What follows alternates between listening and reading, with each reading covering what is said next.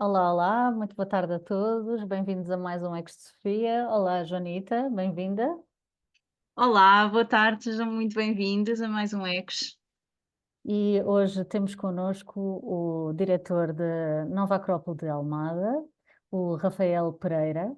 Na verdade, Rafael, antes de mais, bem-vindo. Muito obrigado, obrigado pelo convite. Ora é Boa essa. tarde a todos. Rafael, tu preferes ser chamado Pereira ou Zamit? Rafael tem um nome diferente. Pode ser Pereira. Pereira, muito bem. Então, convidamos o Rafael, muito por saber que é um tema que lhe interessa e que de alguma forma experiencia na sua vida, pessoal, que é a filosofia para crianças. Rafael, nós, queríamos muito compreender primeiro porque é que este tema te interessa tanto. Ok, muito bem. O meu interesse pelo tema da criança surgiu como, daquilo que eu sei, surge muitas vezes através da parentalidade. Quando nos tornamos pais e mães, de repente, o mundo da criança surge de rompante e nós temos que fazer todo um processo de aprendizagem, de reflexões, de crescimento. E foi precisamente isso que despertou em mim essa chispa, essa faísca. Em 2019 tivemos a nossa primeira filha, em 2022 veio o segundo, e desde então, mais ou menos 5 anos e meio, que tenho-me debruçado sobre o tema da criança, tenho tentado investigar, ler, mas acima de tudo, refletir e viver. Portanto, aquilo que eu tenho para partilhar são partilhas, nada mais do que isso. Tenho feito algum estudo, mas acima de tudo é o fruto das vivências. Isto porque convém dizermos que este programa estava combinado para o dia 3 de junho, portanto estávamos muito próximos do Dia Mundial da Criança e o objetivo era precisamente dedicar-nos a estas criaturinhas pequenas, não é? Que um dia serão elas a tomar conta do mundo e a levar o mundo para aquilo que seja o futuro. Era muito interessante o que tu estás a dizer, não é? Porque, se por vezes há quem se dedica às crianças, lá está, antes de ser pai, antes de ser mãe, muitas vezes o clique, dá-se precisamente na altura em que, de repente, tu és responsável por alguém, não é? Há ali um ser que depende de ti. De que maneira consideras tu que a filosofia te ajuda a ti, hum, a ser melhor pai, a ser, hum, sim, a ser melhor pai para com os teus filhos, Uhum. no dia a dia, não é? Porque a filosofia, no fundo, serve para isso. Como é que tu achas que te ajuda? Bom, primeiro um pequeno enquadramento, pegando no que tu disseste ao início do Dia Mundial da Criança, porque de facto a criança é muito importante. E há uma frase de Cícero que diz que aquilo que a sociedade fizer às crianças, as crianças farão à sociedade. E ter uma atitude, eu diria, quase devocional face à criança, e eu digo devocional no sentido de uma dedicação, não é? De um amor que nos transcende, que faz com que nós demos mais do que aquilo que nós sentimos que às vezes somos capazes. E também a devoção no sentido de que a criança é um pouco misteriosa, não é? Quando está na barriga da mãe, não se sabe bem o que é que vai acontecer, mas esse mistério vai-nos falando um pouco, com os pontapés, os movimentos, e de repente esse mistério concretiza-se, torna-se realidade. E depois é impressionante porque a cada dia que passa, principalmente no início, há uma evolução. A evolução é palpável, ao início dá para objetivar. Portanto, é quase como o ímpeto da vida, uh, o ímpeto evolutivo da vida torna-se evidente, torna-se aparente. E isso tem algo de misterioso, tem algo de mágico. Essa passagem do invisível para o visível. E então ver a criança ou encarar a criança desse ponto de vista parece-me quase obrigatório, não é? E um bom elemento de reflexão no mundo em que há muita violência, há muita tensão, no mundo dos adultos, mas que não estão separados. E então essa violência e essa tensão acabam por desaguar e influenciar o mundo da criança. Portanto, a criança tem que ser protegida. E aqui a filosofia tem ajudado muito no sentido de perceber como é que eu pude e que posso proteger mais os meus filhos. E eu gosto desta ideia de proteger. Na medida em que muitas vezes nós pensamos que educar é moldar, não é? É esculpir. E a filosofia ensinou-me, pela etimologia da palavra educar, que vem do latim educere, que significa fazer sair, eduzir, extrair, ou ajudar, ou conduzir, ou ajudar a que se manifeste. Portanto, deve-se proteger que a humanidade que existe na criança, que esse potencial que existe se possa manifestar. E nesse sentido a filosofia ajuda muito. Noutro sentido, uma das grandes máximas com as quais nós trabalhamos é o conhece-te a ti mesmo. E se nós pararmos para pensar, nós fomos criança. Fomos bebé, fomos criança, fomos adolescente. E temos ainda essas vivências dentro de nós. Temos ainda a nossa criança interior. Portanto, conhecer a criança é também um processo de autoconhecimento. E ao nos conhecermos, potencializamos a nossa capacidade de proteger o desenvolvimento da criança. E daí que ocorreu-me esta ideia de que, quando falamos de filosofia para crianças, poderíamos utilizar talvez um termo um pouco mais abrangente e falar talvez de filosofia para a educação.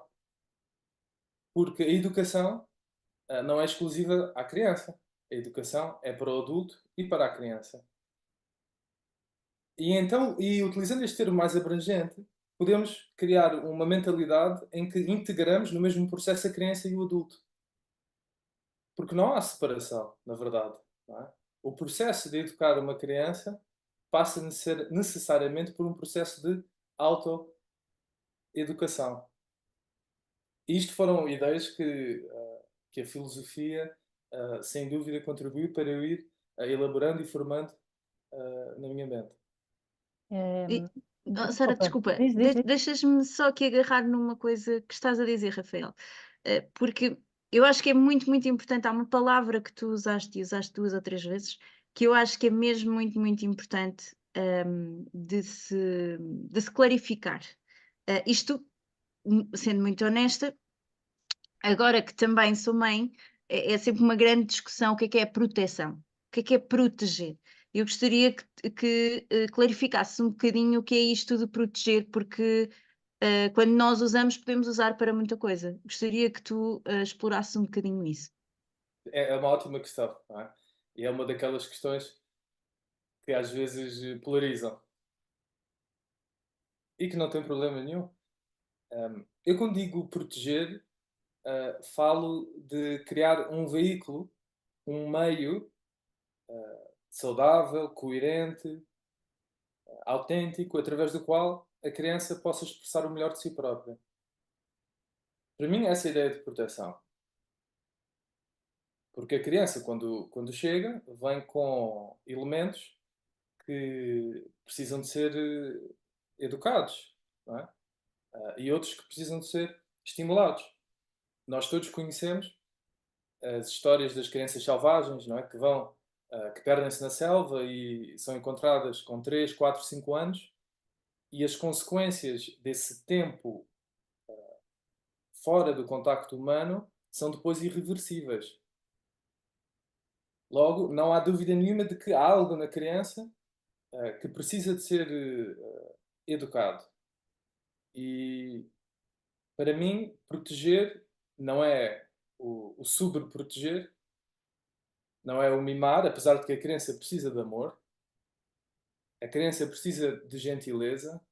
Eu, no outro dia, via uma entrevista com um psicólogo, perdoem-me, agora não me recordo do nome, mas a ideia é o mais importante, que é o que me ficou, e que ele dizia que devemos tratar a criança como um convidado. Da mesma forma como que tratamos um convidado na nossa casa. Não significa que o convidado pode fazer tudo e fazer o que lhe apetece. Não é? E entrar e virar a mesa. Não. Se isso acontecer, bom, vamos ter que fazer algo. Ah, mas vamos tratar com tato, com gentileza, com delicadeza, Com cortesia, não é? Foi, eu com quando ouvi, cortesia. foi a palavra que me veio à cabeça, foi cortesia. A criança precisa de ser tratada com muita cortesia. E, ah, por um lado, ela precisa também de segurança, a criança precisa de sentir segura, e às vezes empurrarmos a criança porque projetamos de alguma forma sobre a criança os modelos do adulto. Achamos que a criança tem que ser mais parecida connosco, tem que ser mais parecida com os adultos, que decorre um pouco de uma visão linear das coisas, não é? Portanto, temos que. A criança tem que sentir-se segura no seu dia a dia. Não podemos chocá-la, traumatizar, colocá-la, expô-la àquilo para o qual ela não está preparada. Mas, por outro lado, tem que haver uma tensão. Temos que. E isso é um pouco o trabalho dos educadores, não é? De conseguirem ver quando é que o fruto está maduro. Ou se quisermos, o trabalho do jardineiro, que é é uma boa metáfora para a educação. É conseguirmos ver quando é que a criança está pronta para dar o salto, para ser exposta a um novo desafio. E, e isso é o labor da sabedoria, da filosofia, da sabedoria, do conhecimento vivo, não é? Que é de saber ver e reconhecer, ter a inteligência para discernir. E não é fácil de todo. Não é fácil de todo. É que era exatamente o que eu estava a pensar, porque, e principalmente, tu já partilhaste que agora és pai de segunda viagem, mas no início, acredito que seja um trabalho muito delicado e difícil, o pai e a mãe compreenderem, ou seja, exatamente quando é que o fruto já está maduro. Porque mesmo para se ser um bom jardineiro, não é na primeira vez que se arranja um jardim que se conhece todos as nuances da planta, vamos dizer desta forma.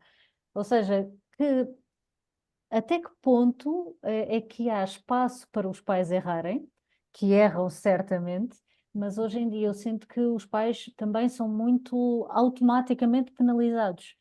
Então, como é que tu vês esta situação social em que os pais têm muito pouca margem para errar? Até a mim me apetece responder, Rafael. Mas se Não, quiseres não, força, começar, força, não, não, força, força. bom, sem dúvida que esse é uma questão importante e delicada, porque muitas vezes os pais são penalizados e frequentemente são os primeiros a se autopenalizarem. Claro, E que isso, por sua vez, cria depois uma pescadinha de rabo na boca. E indo a uma ideia do professor Jorge Angeli Braga, fundador da Nova Acrópole, que ele diz que devemos ver os nossos defeitos com tanta naturalidade como as nuvens no céu e as flores e as folhas nas árvores.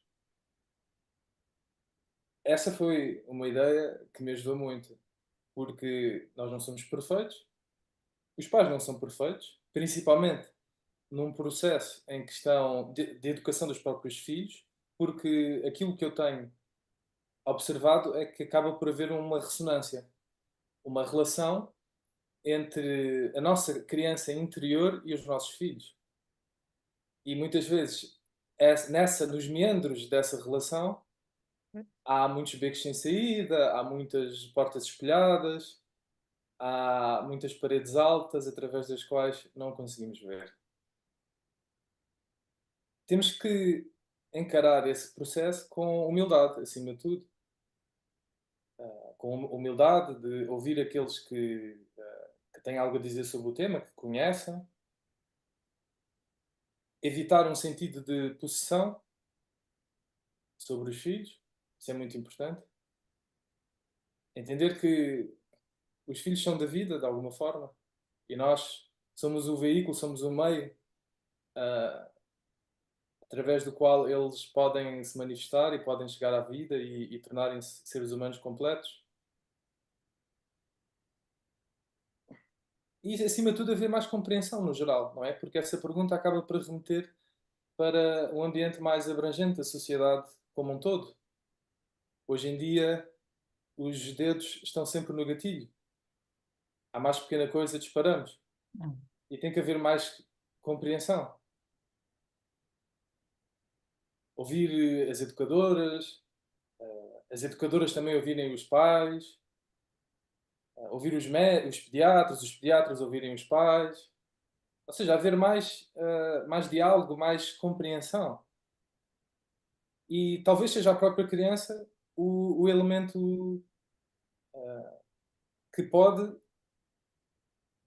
trazer essa consciência. Tem que haver uma unidade, não é? A criança deve ser um centro. Eu acho que é uma ideia bonita. A criança deve se revelar como um centro, à volta do qual, perdão, podemos nos unir. Parece-me uma ideia bonita.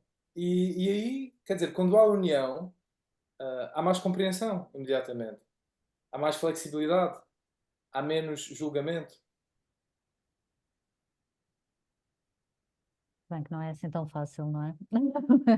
Porque hoje em dia, por qualquer coisa, é como dizes, é uma espécie de gatilho que nós temos sempre pronto e às vezes até os próprios pais que esperam compreensão, noutras circunstâncias, são os primeiros a disparar. A compreensão parece-me uma boa chave, embora difícil de atingir, mas uma boa chave. Desculpa, Joanita, que eu acho que ias falar. Não, não, ia só também continuar a conversa, não é? Com o Rafael. Eu estava a achar interessante o que estavas a dizer e achei agora, veio-me à cabeça que a criança pode ser o elemento unificador daquilo que estavas a dizer, não é?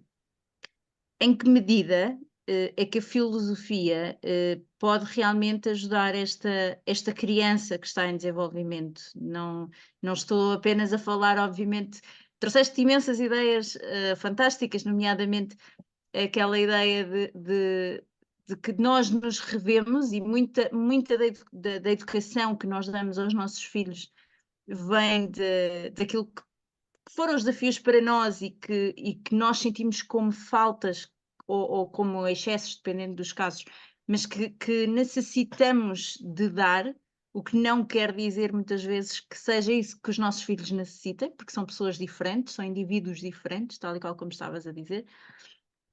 E é um desafio conhecê-los. Eu vou só fazer esta à parte, que é muito interessante, porque às vezes, quando nós achamos que já os conhecemos, no dia a seguir, eles dizem: Nana, tu querias, mas já não sabes o que é que isto quer dizer, o que é que este sinal quer dizer, não é? Obviamente, estou a falar no meu caso, em que a minha filha não fala ainda, não é? Portanto, não me consegue dizer sim e não. Claro que acaba por ser mais fácil com os teus filhos, que já falam e que são bastante ativos. E eu queria te fazer esta pergunta, que é: as crianças são ou podem ser um elemento unificador? Como é que a filosofia pode contribuir para isso? E de que forma bom, no teu caso eu sei que é um bocadinho suspeito porque estás envolvido, e a tua esposa também, com a filosofia, mas de que forma é que a filosofia, sendo um trabalho, de pais, de toda uma comunidade que está à volta de uma criança, pode realmente contribuir, para o desenvolvimento, se Uhum. calhar mais seguro, para usar a palavra que há pouco estavas a dizer, da criança? Sim, eu penso que essa pergunta remete um pouco para o que estávamos a falar há pouco, da questão do autoconhecimento. Parece-me que a pedra de toque no processo de educação é sempre um processo de autodescoberta, de conhecimento, e essa parece-me uma ideia-chave. Agora, fora isso, hum, quando nós falamos na Nova Acrópole de filosofia, nós estamos a falar de uma filosofia que abarca tudo, que abarca a natureza, que abarca o ser humano, que abarca a natureza como um todo. Portanto, o processo filosófico é um processo de expansão do conhecimento, expansão vivencial do conhecimento, expansão da consciência sobre a natureza. Isso implica que nós estejamos em contacto vital com aquilo que nós queremos conhecer. Se nós queremos, por exemplo, no âmbito da ciência, aprofundar o nosso conhecimento sobre determinadas espécies, nós precisamos de estabelecer uma relação vital com essa espécie, com o seu ecossistema. Não pode ser um processo simplesmente de observação desde um ponto de vista externo. Tem que haver uma implicação, tem que haver um envolvimento, tem que haver uma tomada de responsabilidade. Isso é uma premissa da filosofia à maneira clássica, de uma filosofia natural, como eu sei que vocês também têm vindo a desenvolver aqui no Ecos. E podemos aplicar essa ideia à criança, porque para podermos ajudar a criança, temos que observar. A observação é muito importante. E isto pode parecer uma coisa simples, mas não é de todo. E não é simples nem fácil, porque no calor do dia a dia, não é? No cotidiano, nós muitas vezes não conseguimos um espaço interior de calma, de quietude, de altruísmo, de certa forma, porque temos que sair de nós próprios para podermos observar a criança, sem projetarmos sobre ela a nossa sombra. Isso é uma ideia muito filosófica da observação. E para que consigamos fazer essa observação, temos que ter um interesse pela criança, temos que estar genuinamente interessados pela criança.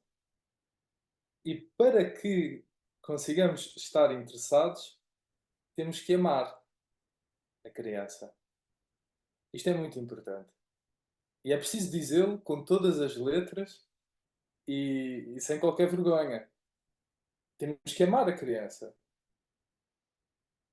Não só os nossos filhos, mas a criança em si. E o que é a filosofia se não amor? É o amor pelo conhecimento. Portanto, a filosofia ensina-nos que temos que amar para podermos conhecer. Temos que amar para nos podermos interessar, para podermos estabelecer uma relação vital com aquilo que queremos beneficiar. Hum, Enquanto falavas em amar, ocorreu-me uma ideia que é como é possível, dentro desse grande amor que deve ser, porque dos três eu sou a única que não sou mãe, mas imagino que seja talvez o maior amor da vida. Há quem diga até que o único verdadeiro, mas bom, aí já passo essa parte de comentários. Mas qual é, como é que, sendo pai ou mãe, amando dessa forma, podemos encontrar forças para deixar cair?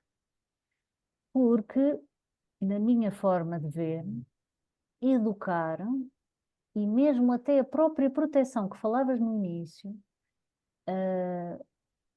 às vezes necessita de que larguemos da mão, de que deixemos passar as suas experiências, de que deixemos cair. Nós sabemos que aquilo não vai correr bem, mas vou Dar deixar liberdade. dar liberdade, vou deixar experimentar para ela própria ou ele próprio saber que não poderá voltar a fazer isto. Ou seja, como é que se encontra esse espaço dentro do pai e da mãe, para deixar cair? Isso é o labor da inteligência. E como a nossa inteligência não é perfeita, nós temos que ir experimentando. Temos que ir fazendo as nossas experiências e estar atentos e observar. E tentar ir conhecendo o caráter da criança, as suas características, ir observando, ir fazendo experiências e ir medindo. Ah, não há uma fórmula mágica, ou pelo Mas, menos eu não tenho. sim, claro. Mas É concordas um. que é preciso deixar cair às vezes? Ou seja, já Sim, deves ter sem feito, dúvida, de certeza. sem dúvida. É preciso deixar que a criança cometa os seus erros e que aprenda com os seus erros e que se frustre. A frustração é uma experiência necessária. Agora, isto tem que ser feito com bom senso. Claro.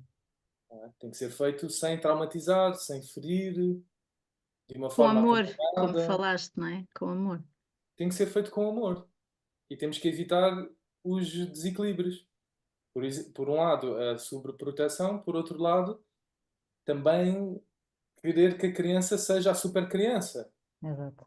não é? E que seja o melhor e que evolua mais e que é preciso colocar os desafios e que é preciso e que a dureza é que com dureza é que eles evoluem. Ah, é preciso evitar as fórmulas mágicas. Perdão, as fórmulas fáceis. Não há fórmulas fáceis. Não há uma chave que abre todas as portas. É um processo ah, que é outra ideia muito importante, a filosofia da educação, que abrange adultos e crianças. Isto é um processo individual. É um processo que é de coração para coração. E não há um modelo que funcione para todos. Uma coisa que pode funcionar para uma criança pode não funcionar para outra. Mas sim, sem dúvida, é preciso deixá-los cair e isso para os pais é muito difícil. É difícil e também depende muito o deixar cair, a expressão, não é? Não é deixar cair literalmente. O Exato. deixar a, deixar a criança cometer os seus erros também varia. Uma coisa, para um bebê de 2 meses não tem muito sentido essa mentalidade, não é? Do meu ponto de vista. Mas para uma criança de 3 já terá. Para uma criança de 8, eh, terá, terá mais ainda. Portanto, tem que ser com Adaptado. inteligência. Sim. Aí, desculpa, eu agora vou discordar um bocadinho de ti, Rafael. Pronto, porque efetivamente, no meu caso, é uma criança de 2 meses, não é? E eu acho que, pelo contrário, acho que nós temos que pensar e fazer desde o primeiro dia. Com isto, eu não estou a dizer, obviamente, ser negligente, porque aquilo que estávamos aqui a falar da proteção não é superproteção, é estar lá. Um exemplo muito rápido que eu dou é das cólicas e das dores, não é? Não há nada que eu possa fazer naquele momento. A única coisa que eu posso fazer é abraçar a minha filha e ter paciência que passe. Parece que não estamos a fazer nada, mas na verdade é tal e qual o que estavas a dizer.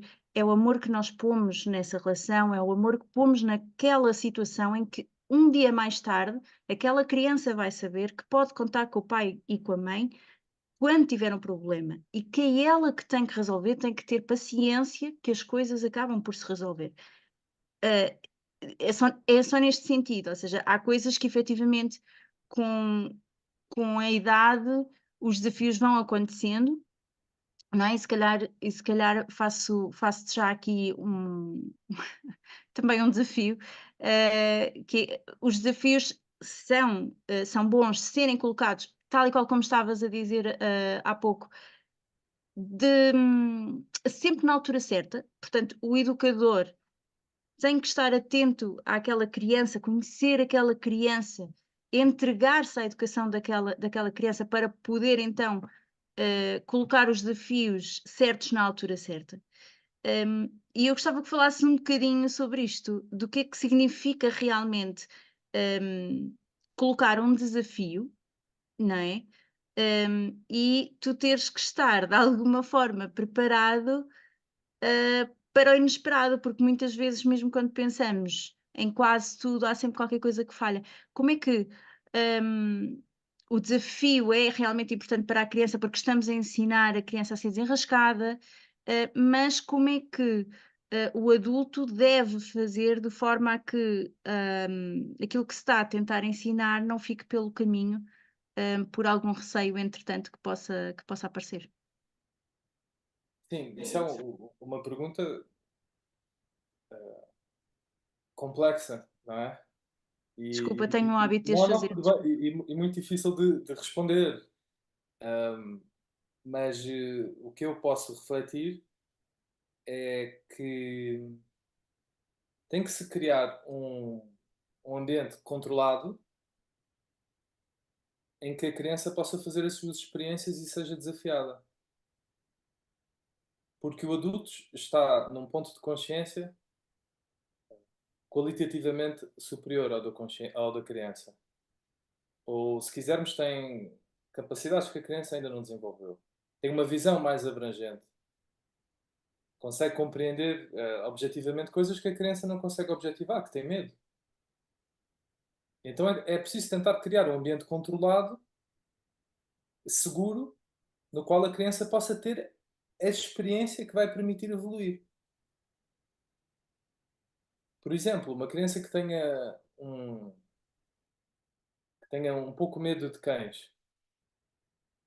E aqui também é preciso fazer um pouco a ressalva, porque às vezes há situações em que procurar ajuda profissional também se possa colocar, e é muito importante, não é?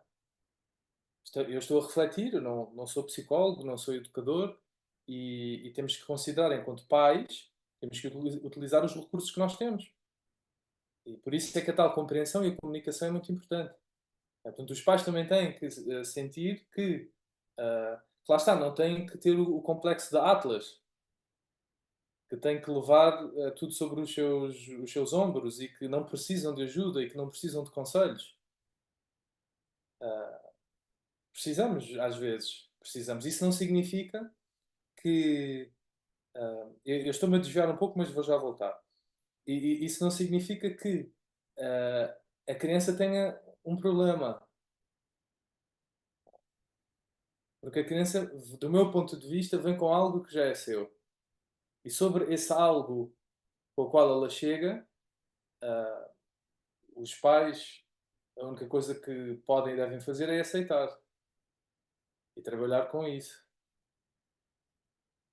O facto de às vezes termos que pedir ajuda não significa que haja algo de errado. Não, a criança é o que ela é.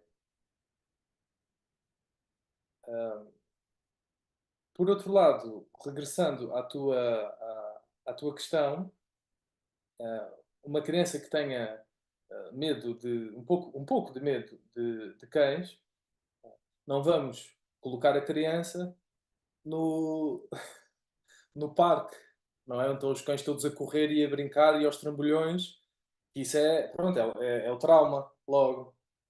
Aí temos que proteger, não é? Mas podemos encontrar uns amigos que tenham um cãozinho que seja talvez um pouco mais dócil e que seja habituado a crianças, e tentar ensaiar uma aproximação, não é? E também daquilo que eu vou-me apercebendo, da experiência que tenho como pai de uma criança que está numa escola, também às vezes de conversas que já tenho tido com as educadoras dos meus filhos, o aspecto social é muito importante também. Não só da relação da criança com os seus pais, porque o exemplo conta muito, e isso Bom, isso é outra ideia que a filosofia me deu, é que o exemplo, aquilo que nós fazemos, é a forma mais verdadeira de comunicação. Portanto, o nosso exemplo é muito importante enquanto pais. Depois, utilizar o aspecto social da relação da criança com os seus pares, com os amigos, com os colegas da escola.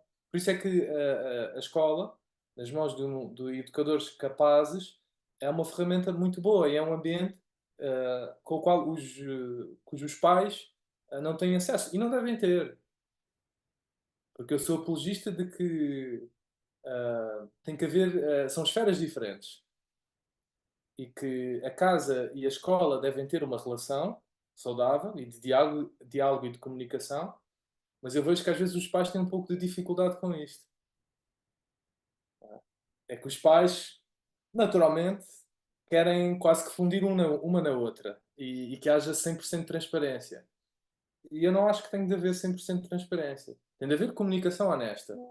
Mas as experiências que a criança tem na escola são dessa esfera. Tem que haver quase com um mistério entre uma e a outra, para que haja uma relação saudável.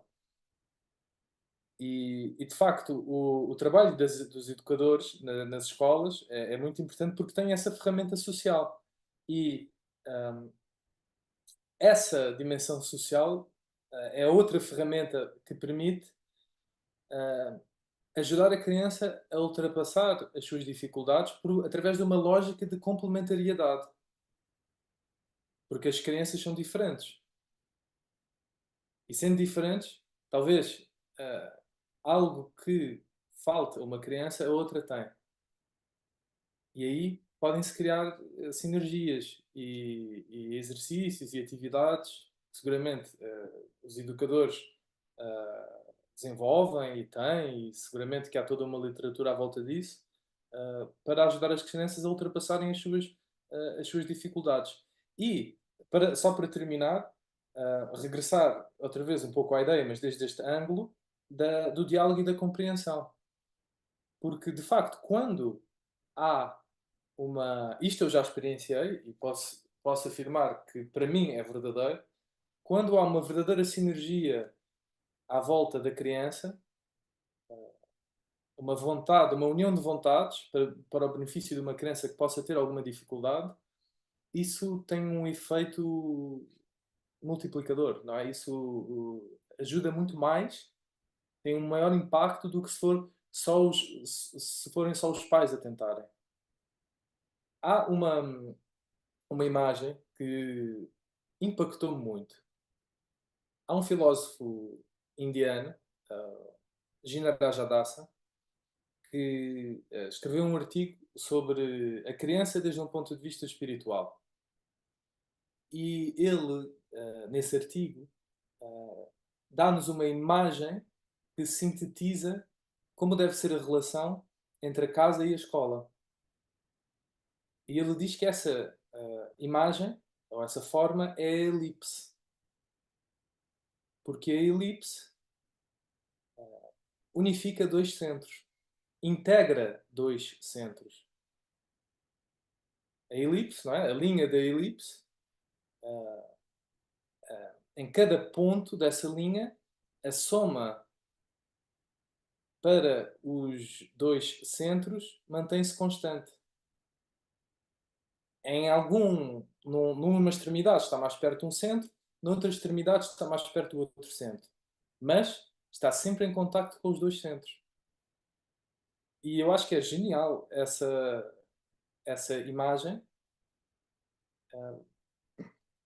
porque tem que haver um diálogo, uma sinergia à volta da criança, mas ao mesmo tempo tem que ser esferas diferentes. Uhum.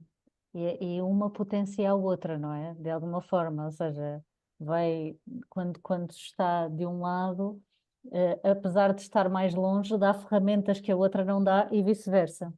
Essa é uma ideia muito Exatamente. interessante.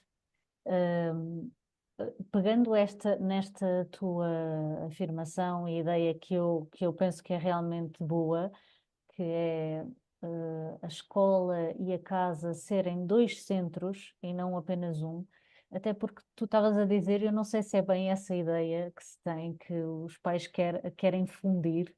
Eu acho que não, eu acho que os pais se querem fundir na escola, mas não sei até que ponto é que deixam a escola fundir-se no centro de casa. Hum, Quando é que tu vês que seria interessante, colocar filosofia como uma espécie de disciplina? Não digo nos termos académicos, de faculdade, obviamente, porque isso não faz sentido nenhum para crianças. Tem que ser uma coisa, como tu próprio também já disseste, mais vivencional. Mas achas que faz sentido desenvolver uma disciplina ou matérias, não sei muito bem como, que logo desde cedo possam acompanhar a criança e em que medida é que isso as pode desenvolver melhor? Vou dizer assim. Ao nível assim, de um programa académico ou de um programa educacional a nível das escolas, eu aí digo diretamente que não sei, não tenho os conhecimentos para responder. No entanto, há uma coisa que para mim é certa. A criança é naturalmente filósofa. Portanto, não diria que há um momento em que se deve introduzir a filosofia na concepção que nós desenvolvemos da filosofia natural. Não, isso é desde o início. A criança é naturalmente filósofa. Ela, desde do bebé de um mês, que a criança está a procurar conhecer o mundo à sua volta. Os bebezinhos, pequeninos, não são completamente passivos. Eles estão a interagir com o mundo à sua volta, estão a captar. E a criança, desde o início, quando começa a falar, os gestos, ela está à procura de descobrir o mundo à sua volta. E isso é o labor da filosofia. Eu acho que o que é importante é ah, como ah, fazer para não destruir isso que é natural. Essa é a questão. Porque ela em si já tem. Eu posso dar um exemplo, que isto foi algo que aconteceu com a minha esposa, que, bom, eu vou partilhar porque é uma coisa bonita, não é uma inconfidência. Ahm, uma vez ela estava com a minha filha no Jardim Botânico e ela devia ter, a menina devia ter 2 anos, mas ela já falava muito porque foi o seu desenvolvimento. Ainda fala muito, mas começou a falar muito cedo. E ela estava sentada no colo da mãe, e em determinado momento olhou para a mãe e disse: Mamã, tu és um lindo jardim. Isso é filosofia. Isto é poético, é amor, é conseguir. Uma das essências da filosofia é conseguir ver a beleza nas coisas à nossa volta, conseguir ver o bom que existe na natureza e no mundo à nossa volta e conseguir expressá-lo. Portanto, eu pergunto: quantos de nós, hoje em dia adultos, no cotidiano, é que somos capazes de dizer coisas tão belas, tão bonitas? E teria mais exemplos destes para partilhar, porque de facto a criança tem esse mistério, tem algo de muito especial. Né? Houve só mais uma para terminar esta sequência da filosofia naturalmente presente na criança. Pronto, um dia precisávamos sair de casa, não é? E depois os adultos têm que sair de casa e têm horários para cumprir, mas a criança não quer saber nada disso, não é? A criança está nas suas brincadeiras, está no seu ritmo, mas o adulto precisa de sair. Então eu estava a apressar a minha filha para sair de casa e ela vira-se para mim com um olhar muito penetrante e diz: Papá, eu não tenho tempo para estar com pressa. E eu faço isso, é que fiquei completamente desarmado. Não tive palavras. Ah, fiquei sem resposta e a única coisa que eu pude responder é: Ok, ok, leva o teu tempo então.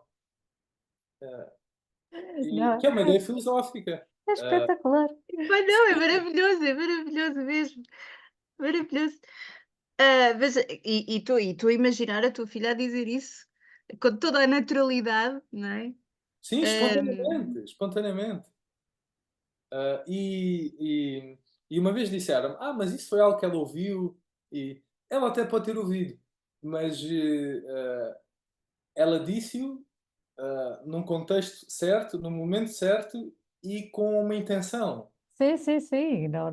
Não foi fortuito, não foi por Sim, acaso. sim. e diz lá que nesse momento não foi tua mestre. Nesse momento, ela colocou um espelho à minha frente e mostrou-me que, de facto, a pressa. Também há aqui outra coisa, que é o movermos-nos rapidamente não significa que estejamos com pressa. Agora vem o adulto justificar. Maravilhoso! Às vezes é preciso. Às vezes é preciso, é verdade. Mas olha que eu ouvi uma frase há pouco tempo que dizia precisamente: se tu tens pressa, não apresses a criança, começa mais cedo, não é? Isso é E isso verdade. também nos faz pensar, não é? Sim, sim. Não, isso é outro ponto que podemos tocar brevemente, que é a criança tem o seu tempo e tem o seu ritmo próprio. E nós muitas vezes chamamos para a mesa e queremos que ela venha imediatamente. E aí falta-nos um pouco de cortesia, não é? O jantar está pronto, vem para a mesa. Já. Não vens? Vem agora. Quem manda sou eu. Mas temos que ter a sensibilidade, não é? Porque imaginem que estamos com um convidado. E imaginem que o convidado está a ter uma conversa agradável, não é? Ou a fazer algo importante. Nós, se calhar, dizemos: olha, daqui a 2 minutos o jantar vai ser servido. Mas quando estiverem prontos. É normal, é uma sensibilidade que temos com o convidado. Mas com a criança não, queremos imediatamente. E ai dela que estrebuche. Portanto, temos que respeitar um pouco o ritmo da criança. Também não podemos cair no polo oposto, não é? Que é deixar que a criança dite as regras. Não, Exato, que isto decida. tem que ser Eu acho que há aqui uma ideia interessante que é o adulto é que tem que conduzir. Só que o adulto tem que procurar ser conduzido pela criança. É ele que é o polo ativo, mas ele tem que estabelecer uma relação com a criança. Ele tem que ouvir, observar a criança para poder conduzir da melhor forma e não conduzir como um cego Uhum. que está simplesmente a projetar sobre a criança as suas próprias necessidades e tensões. E relacionado com o ritmo, há uma ideia muito importante que esta sim é um elemento prático, objetivo concreto, que pode ajudar muito no dia a dia, que é estabelecer rituais. E muitas vezes os rituais ajudam a estabelecer limites que de outra forma têm que ser estabelecidos de uma forma mais abrasiva. Mas se nós utilizarmos o ritual, por exemplo, o tocar de um sino, o cantar de uma música, nós, por exemplo, fizemos e ainda fazemos algo que funciona, é quando chegamos a casa, ah, para nós é importante tirar os sapatos e lavar as mãos. E então temos uma música que cantamos. E pronto, entramos em casa, cantamos a musiquinha e lá vão eles contentes. E é um ritual. Por exemplo, é sempre muito delicado e o processo das crianças a partir de uma certa idade de desligarem e passarem para o momento de descanso da noite é sempre difícil, não é? Porque vêm com a agitação do dia e às vezes elas não gostam de se render, não é? E aí o ritual é muito importante, acender uma vela, baixar as luzes, começar a falar com um tom mais baixo, não deixar as refeições para muito tarde, porque o ritual ajuda a estabelecer limites, mas também dá um sentido de segurança à criança, porque ela sabe com o que contar. Porque temos que perceber que para a criança o mundo à sua volta é algo ameaçador quase, no sentido em que ela não tem controle nenhum e tudo está a ser decidido por ela. Tudo está a ser decidido por outras pessoas em relação ao que ela pode ou não pode fazer. Há muito que ela não conhece, que ela desconhece, então ela precisa de elementos que façam sentir segura. E aí o ritual pode ajudar muito. Rafael, muito obrigada. Nós já passámos o nosso tempo. Passou a voar. É verdade. Como Nós sempre. ainda. Diz? Como sempre, passa a voar. Sim, e nós continuávamos à vontade. Portanto, olha, se gostaste, a gente em breve marca para continuarmos. Porque não só porque realmente para pais esta conversa é importante, há muita coisa que foi falada aqui, normalmente não se ouve falar e as pessoas não falam umas com as outras sobre isso, às vezes é difícil. E acima de tudo, porque estamos a falar do futuro das gerações que estão agora a começar a sua vida, e é sempre importante que toda a gente possa perceber, não é? Que a filosofia faz parte e pode ser o caminho para todos. Rafael, muito obrigada por ter estado aqui connosco hoje. Muito Foi obrigado mesmo. pelo convite, foi um gosto. Então, nós despedimos-nos. Nós não voltamos daqui a 15 dias, quer dizer, voltamos daqui a 15 dias, fiquem tranquilos. Mas nós estamos cá para a semana. Portanto, não vão muito longe, porque de hoje a 8 nós estamos cá às 6 da tarde para falar de agroecologia. Então, tenham uma boa semana e a gente vê-se para a semana. Até lá! Até lá, obrigada. Adeus.